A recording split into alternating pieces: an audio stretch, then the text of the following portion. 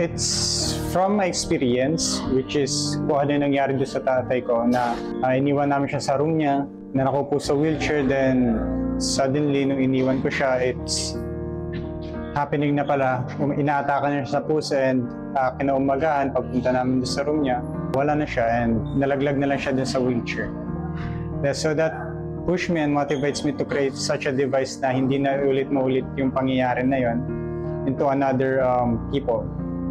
Nung iniisip ko na gagawin ko to, it's near impossible kasi I have no knowledge at all kung paano siya gagawin. I come up with an idea na what if I take a course na pwede makakatulong sa akin, which is computer engineering. Unti-unti natututunan ko siya gawin. Ako si Edward Dane de la Torre Perez, proudly Noipi.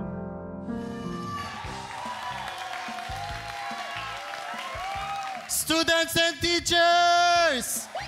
Welcome to Campus Invention Expo 2025. Here is one of our presenters, Edward Perez! Imagine the world where every accident is predicted before it happens. Bago pa lang mangyari. Sounds promising, no? Parang imposible. Now, I'm here in front of you with Guardian. Ang isang device na kaya magsabi ng nangyayari at mangyayari. Sa buong mundo, meron tayong 131 million wheelchair users. At hindi natin kayang iwasan yung mga aksidente mangyari. Tulad na lang ng pagtayo at pagkalaglag.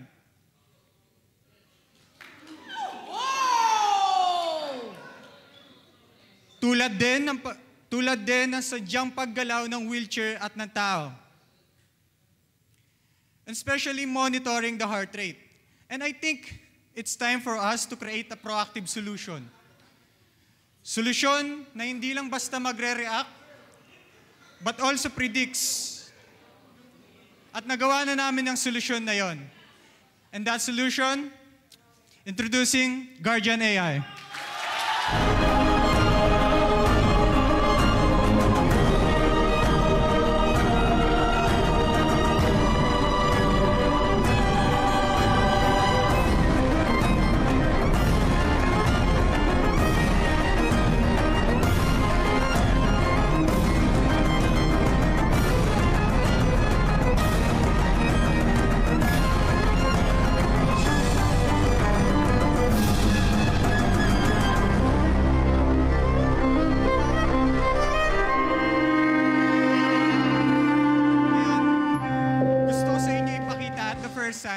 Kung paano gumagana ang Guardian AI.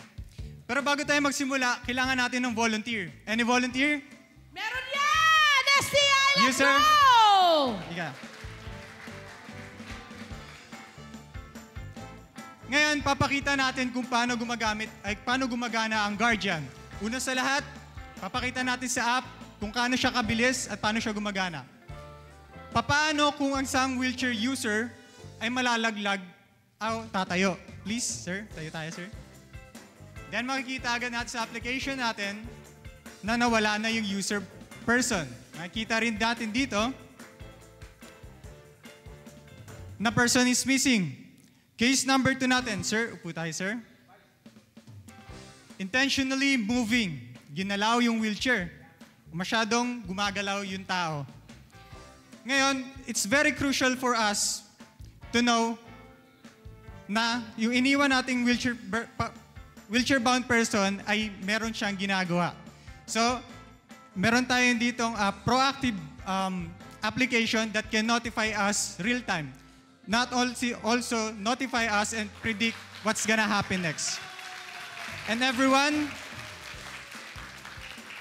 that is Guardian. Ito ay gawang Pilipino at ito ay para sa Pilipinas. Salamat. Ganda! Palakpakan naman natin your very own STIers! Edward Dane Perez! Good job, Edward, Edward. paupo ka muna. Joke lang. Ang ganda! Ang galing-galing. Napaka-henyo mong bata! Yes, sa totoo lang po. Sabi niya, yes. Oo, tama naman, yan. totoo Tinakap naman. mo. Good job, man. Good job. Sa totoo lang po, ang Kung paano ko po siya nalaman is dahil po sa na-experience ko sa tatay ko. Ang ang nangyari po sa tatay ko, yun po yung May hugot pala ito. nag-push Yun sa pala akin ang para- pinag-anuhan. Yes po. Nawala po yung dad ko, sadly. Siya po yung nag-push sa akin para magkaroon po ako ng promise sa sarili ko na hindi na ito maulit sa susunod ng mga tao. Anong nangyari sa tatay mo? Oo, you can sit down dito. Kasi matangkad ka, gumagana na nga. Yes, Anong nangyari sa tatay mo? Kung pwede mo ikwento sa amin. Ang nangyari po kay daddy is, iniwan po namin siya sa room niya. Nakaupo po siya sa wheelchair. Then ang nangyari is, nahulog na lang po pala siya doon. Then inatake siya sa puso. Then wala po kaming kaalam-alam. Then I feel like, it's para sa akin, gusto ko yung experience ko kasi sinisisi ko pa rin po yung sarili ko eh. Kumbaga, Please don't. sa akin parang ayoko na pong maulit to sa ibang tao. Parang ayoko na pong ma-experience ng ibang tao itong nangyari sa akin. Ganda. So that's why I created and nilalaban ko po siya sa iba't ibang competition. And next year pupunta po ako Japan to represent the country. Wow! And for the first time, will represent the STI outside the country. Correct! For a competition. Anong pakiramdam na itong pinaghirapan mo, gaano katagal, gaano katagal mo bang nabuo itong app na ito or kung ano man yung tawag sa kanya? It's a span of, let's say, 8 months. 8 months? Yes. Wow, ang bilis mo rin ah. Malaking- Mag-isa ka lang? Yes po. Wow. Malaking tulong po yung natutunan ko sa school bilang computer engineering. Malaking tulong po yung paano ko nalaman mag-code, paano ko po natutunan gumawa ng application and so that. Parang Ganda, my tatlo friend. yung, can you talk about the Yes, Yung machine. machine? Yung ano Parang mismo. tatlong calibration yan, di ba? Can you tell us? the main feature po natin is pag nawala po yung tao. Okay. It will notify us pag nawala yung tao. May camera ba dito? Yes, it is equipped also with a camera po. Okay. Sino gusto mag-volunteer? Subukan nyo. Sino gusto mag-volunteer? Oo, ayun kuya. Sa lahat naman nag-volunteer, binolunteer nyo, isa, yung katabi. Ikaw mag-volunteer ka. Ikaw, dali. Oh, volunteer naman. Sabi niya, ako na naman. Gusto mo, dalawa kayo, tabi kayo. Oh, yeah. Okay, anong mangyayari? Anong use? So, actually may heart rate monitoring po yan, pero we need to calibrate it more. Itong makinang ito. Yes po. Ayan ang meron. Okay, and then? Halimbawa is tumayo po yung tao. Tumayo siya. Please tayo po tayo. Then automatically manonotify po tayo agad na person is missing sa application. Kailangan ba to ng Wi-Fi? Yes po. Anong kailangan nito para mapagana mo itong application na ito, my love? Kailangan po, kahit mobile data po, gagana po yung application na yan. Then ito po, kahit iwan nyo po sa bahay nyo, kahit nasa malayong lugar po kayo, makikita nyo yung update. Okay. Parang nalaman din namin na ang pwedeng magkaroon ng access sa, halimbawa, dyan sa makinang yan, ay pwedeng hanggang 10. Tama ba? Yes po, everyone, kahit 100 po, nakapamilya nyo, pwede ma-access yung isang single device. Actually, it has 3 variants, the standard, the camera, and the enterprise. Yung enterprise po, maraming guardian then connected sa isang device for hospital and caregiving Kung facilities. halimbawa marami. Okay. Ate, ano pa pwedeng gawin ng ating wheelchair? Ano pa pwedeng gawin? Also, Miss, upo po tayo. Miss, Ayan. Okay.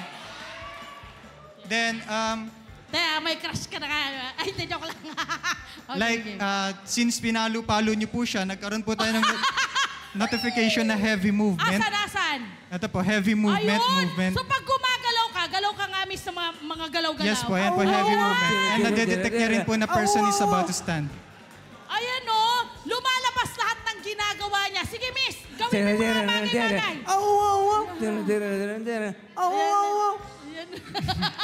And ito po yung currently, bago ko lang pong kakalagay, syempre hindi po natin maiwasan yung matatanda na intentionally makulit sila, i-cover na nila yung device para hindi sila makita ng caregiver. Halimbawa, may kukunin po sila na ayaw nila na makukulit na po kasi matatanda natin. Kita pa rin dahil may movement nga. If susubukan po natin i-cover yung device, manonotify po Asan yun? Paano natin i-cover yan? Sige nga, try natin. Kahit papel na lang po. Ako Miss- magko-cover. Dito? Yes po. O yan, kinover ko. Sige, galaw ka nga, miss. Tumayo ka. Ay, wait lang. Kasi hindi ka nga naman makakagalaw. Ayan, game. And sa application, nakakuha na po tayo ng notification is sensor are blocked. Pwede po ibig natin sabihin? pakita. Ito po, sensors are blocked. Wow! Ibig sabihin, naharangan na po intentionally. Sorry, anong ibig sabihin? Ang ibig sabihin, Intentionally po siya hinarangan. We have a notification na intentionally hinarangan yung device. okay. And hindi pa po doon natatapos yung But features wait, niya. there's more. Oh. Ano pa? Pag, miss, excuse me, Ayan. And thank you. Halika rito, miss. Katabi kita. Ayan. Ano? if yung wheelchair po natin is matutumba po, halimbawa... Ito, matutumba? Matutumba, we have a notification sa mobile. Ako na Sige po. magtutumba para sa'yo. Thank you, thank you. Matutumba pa lang po. Pakita po natin yung phone para makita niyo yung mga notifications. Ayan, kasi nandyan po yung ating... We have fall risk detection. Ibig sabihin, there's a risk na matumba yung wheelchair and also a 2 notification na natumba na yung wheelchair. Matutumba pa lang at natumba na.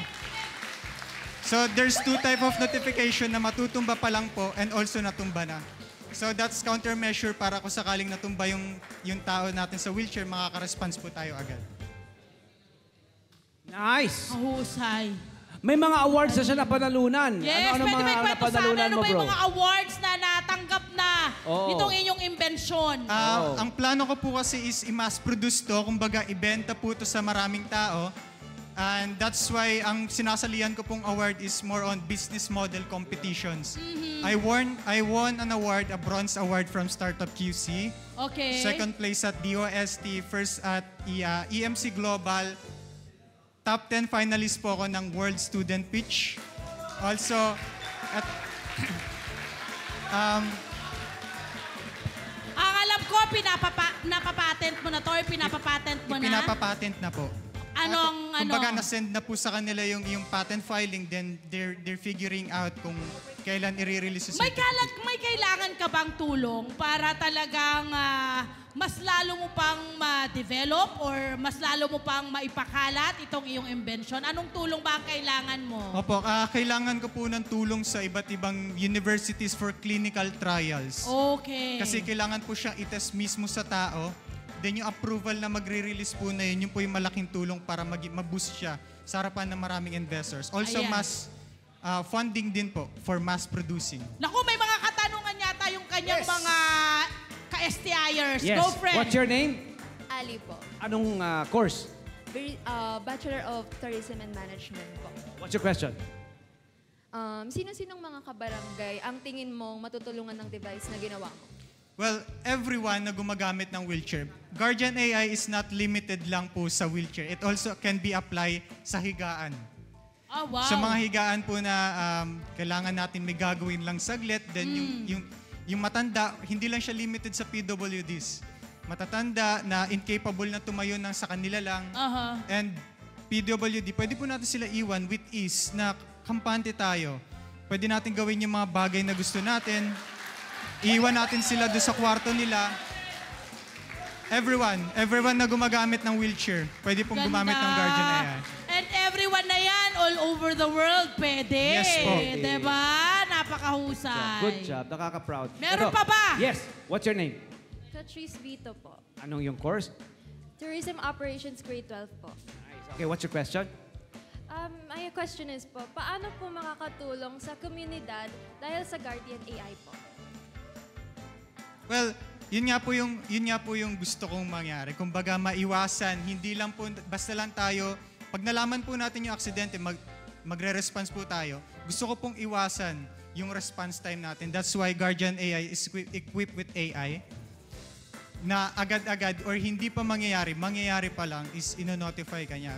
Ang benefit po nun sa community natin is mababawasan natin yung aksidenteng mangyayari. Oo. Meaning pwedeng magamit to ng, actually, Hospitals, caregiving facilities, elder cares, and common people, public people, Totoo you and I. naman, kahit sino pwede. Kahit sino pwedeng Yes po. gamitin ito. Yes po. That's why- Naman. Kumusta ang Thank you. development ng iyong journey dito sa iyong invention? Um, Mahirap ba? madali? Ano ang mga pinagdaraanan mo bilang inventor? Actually, meron po akong dala ngayon.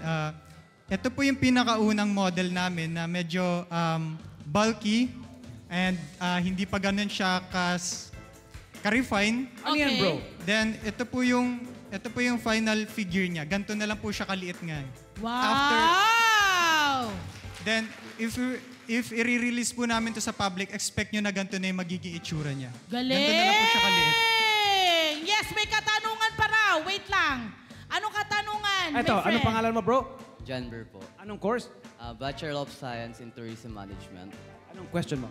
My question is, sa tingin mo, ano ang magiging reaksyon ng tatay mo sa Guardian AI na nagawa mo? Ano ba yan? I think he will be proud of me. Oo naman! Dahil nga sabi ko, experience naming dalawa yung ginamit ko para gawin to. I think Yes. he will be very, very proud of me. Yes. And also my mother is very proud of me. Every relatives of me is very proud of me. They are very supporting.